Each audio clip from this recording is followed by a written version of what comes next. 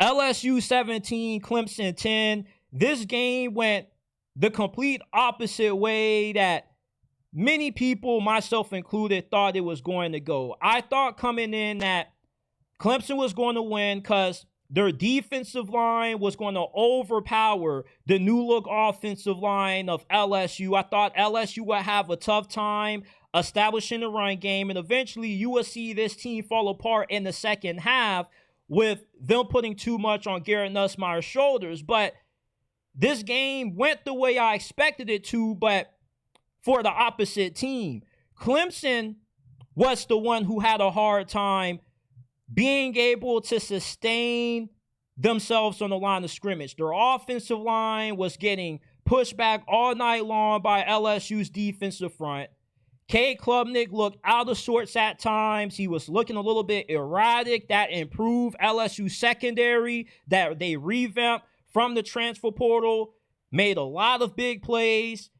And LSU gets Brian Kelly his first ever week 1 win as the head coach of this program. You know what they say, better late than never. It has taken him 4 years to finally accomplish this feat. But LSU, they could have beat Clemson by an even wider margin. They left a lot of plays off the field in this game. You had a fumble in the red zone, which could have resulted in maybe a field goal or possibly a touchdown. Then you get a touchdown that gets taken away from you. You get robbed by the refs. That was an obvious touchdown catch by Barry and Brown. Once the dude hits the ground, the play's over. If you hit the pylon, you have scored. When a dude hits the ground, you just can't all of a sudden say, oh, it's not a catch. Once his elbow hit the ground, that's when the ball popped out and he lost control. The catch was already completed by then. What is a catch in football? I don't know.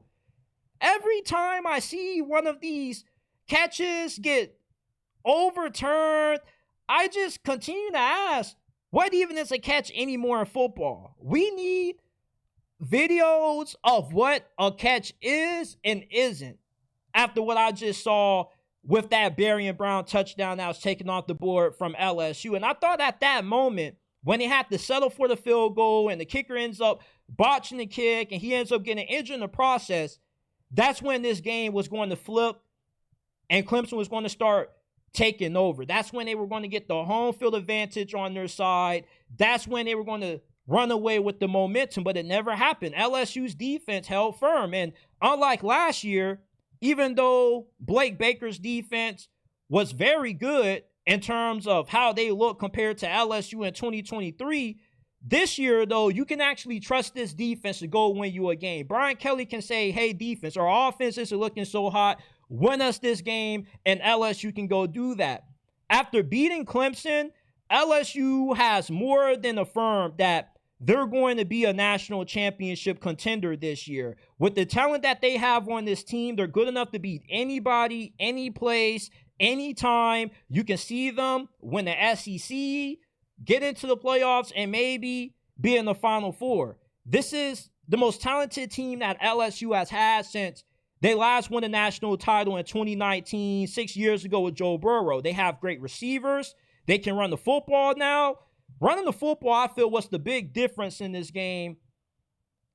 LSU had 108 rushing yards compared to Clemson, who only had 31. If I told you that's what the rushing discrepancy was going to be before this game was played, you would have been shocked.